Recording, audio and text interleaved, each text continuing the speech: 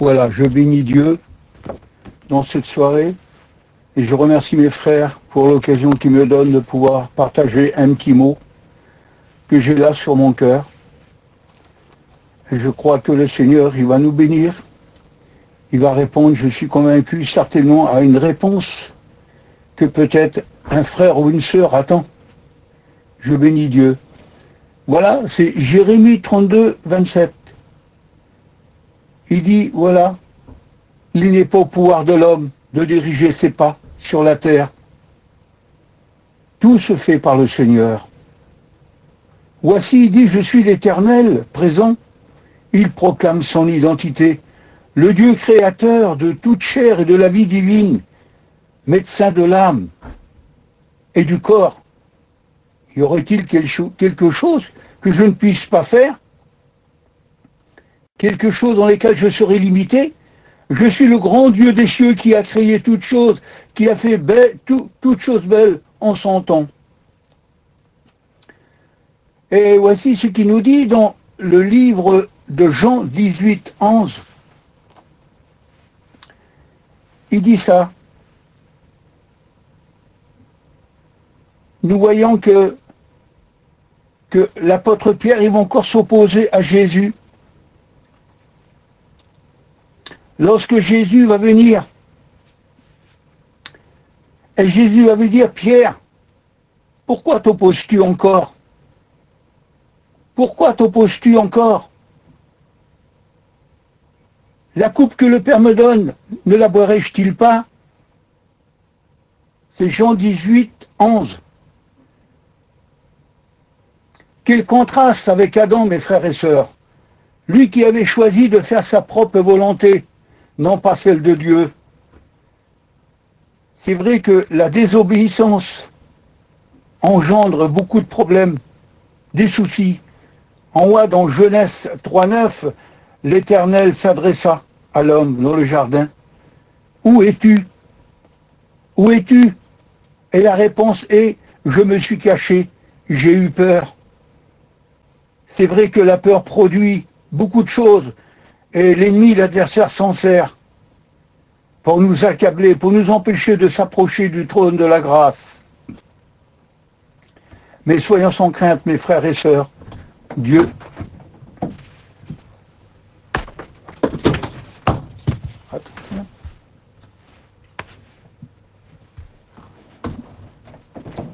est avec nous. Soyez sans crainte, mes frères et sœurs. Nous avons le plus fort avec nous. C'est l'Éternel des armées. Celui qui a tout fait pour nous. Et j'ai pris ce texte de Lamentation parce que j'aime le prêcher des fois.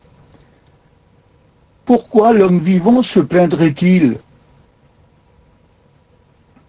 Oui, pourquoi l'homme vivant se plaindrait-il? Et il dit que chacun se plaigne de ses propres péchés. Sinon, il n'aurait pas à se plaindre. S'il marchait dans les voies de Dieu, que Dieu soit béni. Oui, mes frères et sœurs.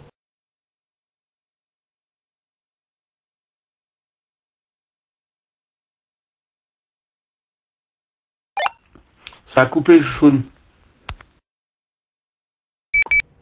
Oui, je disais, pourquoi l'homme vivant se plaindrait-il? Que chacun se plaigne de ses propres péchés. Sinon, il n'aurait pas à se plaindre s'il marcherait avec le Seigneur. C'est vrai. Pourquoi irais-tu regarder toujours chez ton voisin la paille qu'il a dans l'œil, que alors dans le tien tu as une poutre? C'est vrai, c'est la Bible qui dit ça. C'est Jésus, ça. Le cœur de l'homme est tortueux, méchant, par-dessus tout, trompeur et incurable. Qui le connaît? Moi, l'Éternel, je sonde les reins et les cœurs pour rendre à chacun selon les fruits de ses œuvres. Il dit au chapitre 7 du verset de Jérémie et verset 3, réformez vos voies. Il parle d'une réforme, le Seigneur. Quelque part, il rappelle le peuple à venir, oui, et changez un petit peu d'attitude. C'est vrai, réformez vos voies. L'insensé dit en son cœur qu'il n'y a point de Dieu. Le psaume 14 et verset 1. L'insensé dit qu'il n'y a point de Dieu. Qui connaît Dieu? Seul le Fils. Seul le Fils. Il l'a fait connaître. Personne n'a jamais vu Dieu. Le Fils, oui. Jean 1, 18. Que Dieu soit béni. Et il me dit, c'est fait. Je suis l'alpha et l'oméga. Apocalypse 21, 6. Vous puiserez de l'eau avec joie aux sources du salut. Vous tous qui venez et qui a soif, venez aux eaux, même celui qui n'a pas d'argent, celui qui te dit, donne-moi à boire, alors tu lui aurais toi-même demandé à boire, et il t'aurait donné de l'eau vive, qui aurait jailli jusqu'à dans la vie éternelle. C'est Jean 4,4 qui nous dit ça, que Dieu soit béni. Comme Jésus, il fallait qu'il passe par la Samarie, une ville nommée Sichar, près du champ de Jacob qu'il avait donné à son fils Joseph, son cadet. Là, il y avait le puits de Jacob. Et là, nous voyons une femme samaritaine qui vient pour puiser de l'eau. C'est une femme qui rejetait le dialogue avec tout le monde. Elle est arrogante, cette femme. Et tout à coup, Jésus vient s'approcher d'elle. Et les disciples, ils étaient partis au village chercher des vives. Jésus était tête à tête avec cette femme. Et Jésus l'interpella dans les mots. Et cette femme, elle méprisa le Seigneur en lui disant, comment toi qui es juif, tu parles à moi qui est une femme samaritaine, mais effectivement, nous n'avons pas de relation ensemble. Elle méprisa le Seigneur Jésus. Et Jésus lui parla, il assista en lui disant, si tu connaissais le don de celui qui te dit, donne-moi à boire, alors tu lui aurais toi-même demandé à boire, et il t'aurait donné de l'eau vive qui jaillirait jusqu'à dans la vie éternelle. Et cette femme, elle a interpellé sur ces mots, a dit, mais où irais-tu prendre cette eau vive? Qui es-tu? Alors il dit, si tu bois de l'eau que ici à ce puits, tu auras toujours soif. Mais si tu bois de l'eau que moi je te donnerai, alors elle jaillira jusqu'à dans la vie éternelle. Et cette femme, elle dit, donne-moi de cette eau, s'il te plaît, donne-moi de cette eau. Oui, quel bonheur, mon sauveur, qui sont bonnes les paroles de Jésus, ils sont convaincantes, parce qu'ils sont de vérité, ce sont des paroles de vérité. Et cette femme, elle est là, mais jamais dans son dialogue, elle va penser qu'elle a affaire à son Créateur, que c'est son Créateur qui lui parle, et qu'il est ému de compassion pour elle. Alors, elle est là, et puis bien sûr, elle va dire, on m'a parlé aussi de Jésus, mais on ne m'a pas parlé comme vous m'avez parlé, vous. On m'a parlé avec de la méchanceté, des mots méchants.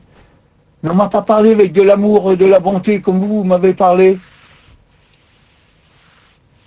Que Dieu soit béni, que Dieu soit glorifié dans sa grâce.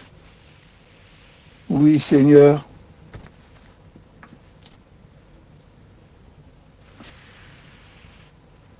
Celui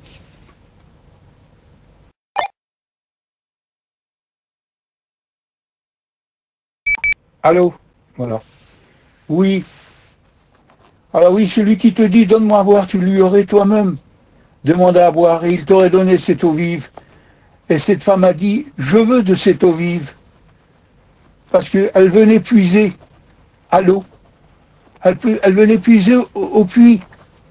Et puis, elle était jamais rassasiée. Elle était toujours là, à avoir soif. Et elle voulait aller un petit peu plus loin, elle voulait voir. Et on voit Paul, il nous dit aux Corinthiens que nous avons été tous abreuvés d'un seul esprit, l'esprit du Seigneur. 1 Corinthiens 12, 13.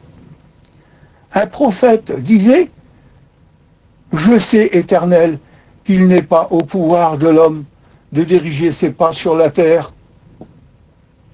Oui, Seigneur, c'est Jérémie 10, 23 qui nous disait ça. Alors il est venu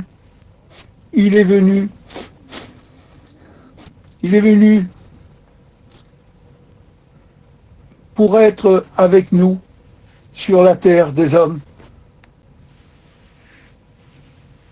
comme un simple homme. Il aime ses ennemis. C'est un Dieu qui sait s'abaisser jusqu'à devenir comme un petit enfant devant l'esclave des hommes. La mort de Jésus a été le plus grand acte d'amour que la terre a jamais pu emporter d'aussi grande, mes frères et sœurs. L'amour ne faut pas aimer. Délivre, Seigneur.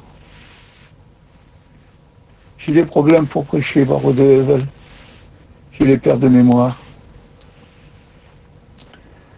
C'est dans la faiblesse, qui disait l'apôtre Saint Paul, c'est dans ma faiblesse que sa puissance se manifeste. Dieu a oint son Fils Jésus de Nazareth, lui qui passait de lieu en lieu, faisant du bien, guérissant et délivrant tous ceux que le diable avait servi à sa puissance. Aujourd'hui, ne pourrait-il pas guérir le malade, délivrer le captif, redonner vie à celui qui n'a plus vie? Il est le Seigneur Tout-Puissant, notre Créateur, notre divin Roi. Rien ne lui est impossible. On voit dans l'évangile de Jean aussi, verset 5, mais c'est vers lui, comme vers tous les malheureux, que Jésus va se tourner.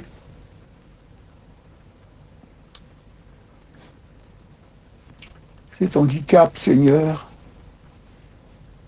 c'est ta solitude, sa solitude, va nous le souligner en disant qu'il n'avait personne pour l'aider. Il nous aime. Il nous a toujours aimés. Pourquoi attendre que le destin ne nous laisse pas toujours le choix? Je crois qu'il y a une décision à prendre. La décision, c'est s'approcher du trône de la grâce et puis dire, Seigneur, me voici. J'ai besoin de toi, je voudrais que ça change. Je voudrais un changement dans ma vie, dans mon cœur, parce que j'ai besoin de toi, mon Seigneur. La croix de Jésus a été le plus grand acte d'amour que la terre a jamais pu emporter d'aussi grand. C'est un acte volontaire, dépouillement de sa gloire éternelle.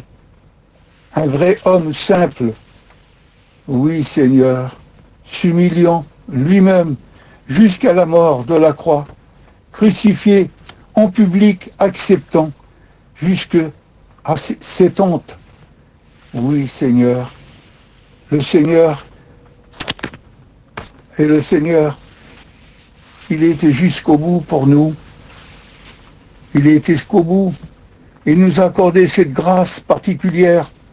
Cette grâce particulière, c'est vrai mon Sauveur. Soyons patients avec nos retardataires. Oui, mes frères et sœurs, les faibles, les porter sur notre cœur, avec la patience que Jésus nous donne. Demandez de la patience à Jésus. Oui, mes frères.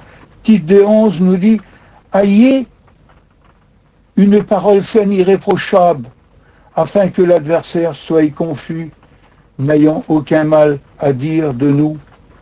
Oui, appliquons nos cœurs, mes frères et sœurs, veillons sur notre témoignage, sur notre attitude, notre comportement, et sur notre amour, les uns pour les autres.